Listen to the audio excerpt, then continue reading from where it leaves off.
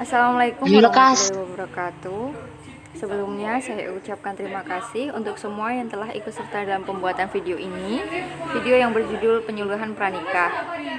Di sini saya Miftahul Wulandari sebagai MC, Mirta Safa Atalia Delen sebagai moderator, ada Anissa Kinanto dan Ira Puji Rahayu sebagai penyaji, dan Vivin Umayya Suryati Widya sebagai notulen dan penjawab.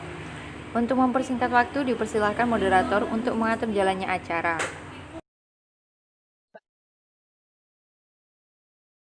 Mbak Wulan, perkenalkan nama saya Mirta Safa Atalia Delen. Di sini saya sebagai moderator. Untuk materi pertama akan disampaikan oleh Mbak Ira Puji Rahayu.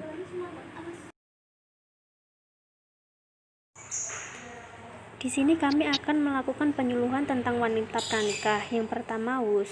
Wanita usia subur atau WUS adalah wanita yang masih dalam usia reproduktif sejak mendapat haid pertama dan sampai berhentinya haid, yaitu antara usia 15 sampai 49 tahun dengan status belum menikah, menikah atau janda dan yang masih berpotensi untuk mempunyai keturunan.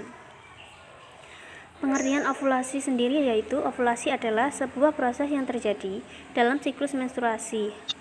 Kemudian ada perhitungan masa subur. Ovulasi dapat terjadi pada pertengahan siklus menstruasi, yaitu 12 sampai 14 hari sebelum periode menstruasi berikutnya terjadi. Momen ini tepat untuk mendapatkan kehamilan pada pasangan yang menginginkannya. Siklus menstruasi terjadi pada wanita juga dapat menunjukkan pola datangnya haid. Hal ini umumnya terjadi sekitar 21 sampai 35 hari terhitung dari hari pertama periode menstruasi hingga hari kejadian selanjutnya. Meski begitu, siklus haid pada setiap orang dapat berbeda-beda. Kemudian ada nutrisi pada ibu hamil. Yang pertama, karbohidrat dan lemak. Sebagai sumber zat tenaga untuk menghasilkan kalori dapat diperoleh dari sereal, umbi-umbian. 2. Protein. Protein dapat Anda dapatkan dengan mengkonsumsi tahu, tempe, daging ikan, ikan susu, dan telur. Kemudian mineral. Sebagai zat pengatur dapat diperoleh dari buah-buahan dan sayur-sayuran. Vitamin B kompleks dapat dijumpai pada serealia, biji-bijian, kacang-kacangan, sayuran hijau, ragi, telur, dan produk susu. Kemudian ada vitamin D. Sumbernya terdapat pada minyak hati ikan, kuning telur, dan susu. Vitamin E terdapat di biji-bijian, terutama gandum, kacang-kacangan, minyak sayur, dan sayuran hijau. Asam folat banyak terdapat pada sayuran berwarna hijau gelap seperti bayam, kembang kol, dan brokoli. Zat besi banyak terjadi pada sayuran hijau seperti bayam, kangkung, dan daun singkong, daun pepaya, juga daging dan hati. Kemudian kalsium. Sumber kalsium yang lain adalah sayuran hijau dan kacang-kacangan.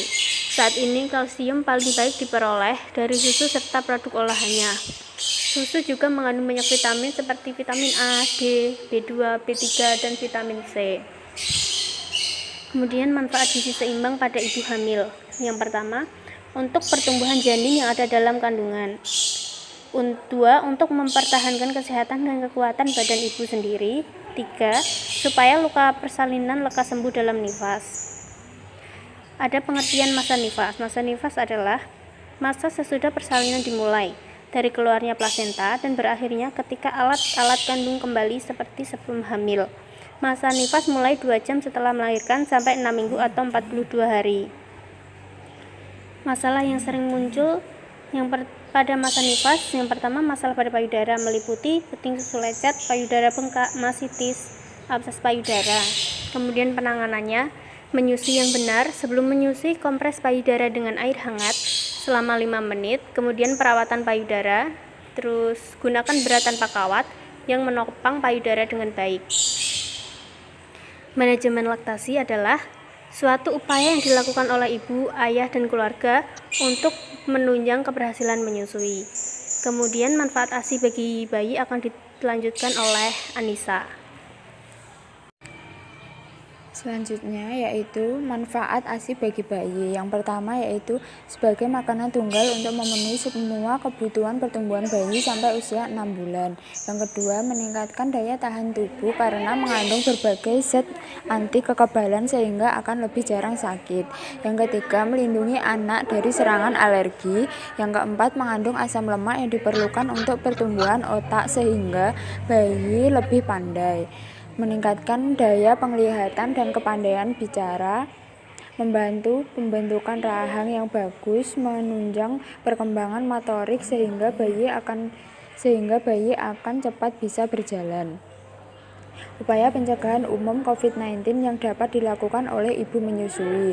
Yang pertama yaitu mencuci tangan dengan sabun dan air mengalir sedikitnya selama 20 detik, dan cara ini bisa dilihat dalam buku KIA, dan bisa menggunakan hand sanitizer yang mengandung alkohol 70%. Yang kedua, hindari menyentuh mata, hidung, dan mulut dengan tangan yang belum dicuci.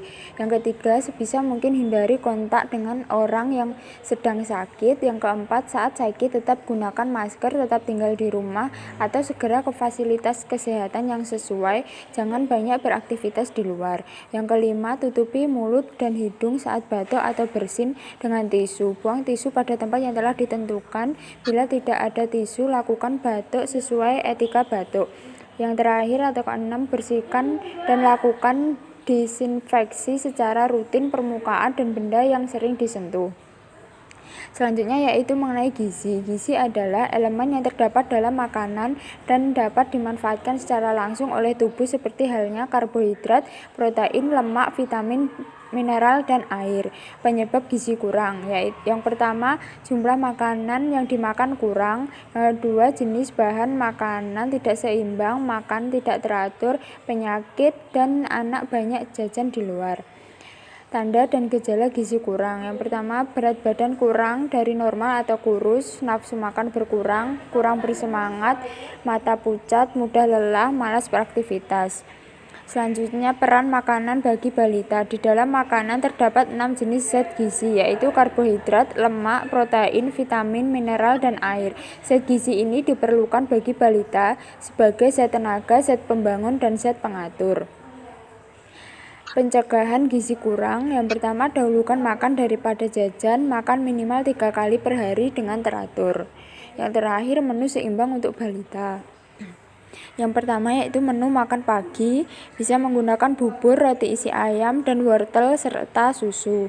Yang kedua, menu makan siang, bisa menggunakan nasi putih, bola-bola daging, sayur bening bayam, tahu, dan jagung. Yang ketiga, menu makan malam, bisa menggunakan nasi putih, sayur cakangkung, ayam atau telur, tempe, dan buah seperti mangga ataupun pepaya. Yang keempat, makanan selingan pagi, bisa makan buah, bisa dimakan secara langsung ataupun dibuat jus. Yang kelima, selingan makanan siang, bisa menggunakan susu ataupun biskuit kecil. Sekian materi yang telah disampaikan. Mungkin ada yang ingin bertanya.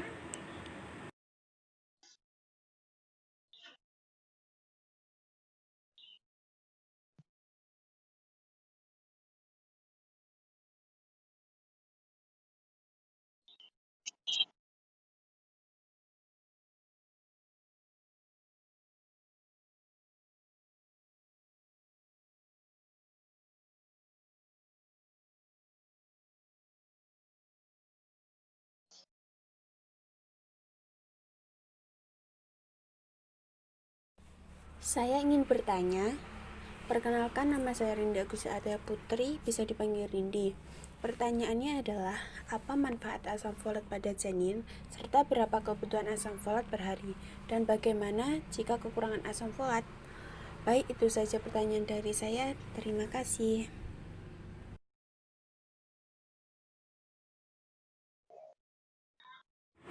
Untuk menunggu pertanyaan yang lain, mungkin bisa dijawab Mbak Vivin.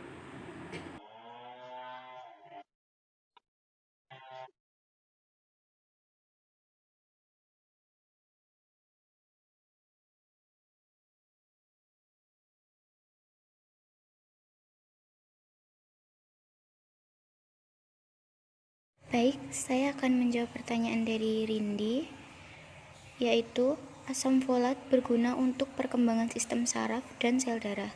Banyak terdapat pada sayuran berwarna hijau gelap seperti bayam, kembang kol, dan brokoli.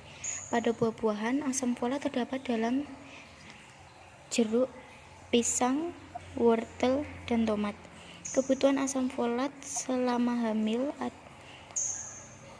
adalah 800 mg per hari.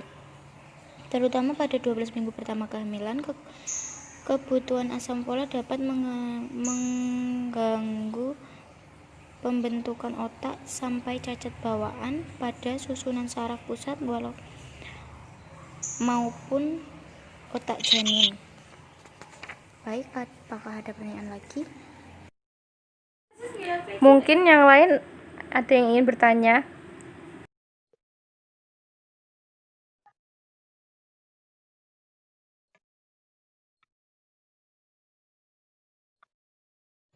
Tanda gejala yang muncul pada mastitis itu apa saja sih?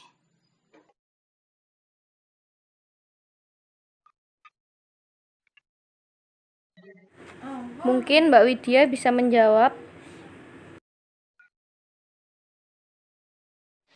Saya akan menjawab pertanyaan untuk selanjutnya, yaitu tadi pertanyaannya tanda gejalanya mastitis itu apa saja, yaitu payudara bengkak, ada benjolan pada payudara terasa nyeri, payudara memerah, payudara gatal, ada luka pada puting atau sekitar payudara, demam, tubuh terasa menggigil dan dingin, rasa kurang nyaman pada tubuh, stres, dan kecemasan.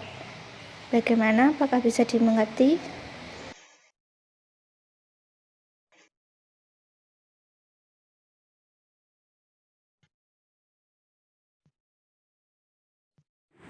Sekian materi dan tanya jawab yang telah disampaikan. Mungkin ada yang ingin bertanya. Bila tidak ada, sekian materi yang dapat kami sampaikan. Saya kembalikan ke MC Mbak Miftahul Wulan.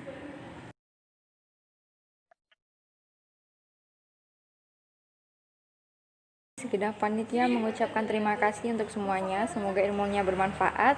Jangan lupa stay safe dan tetap di rumah saja. Akhirul kalam, wassalamualaikum warahmatullahi wabarakatuh.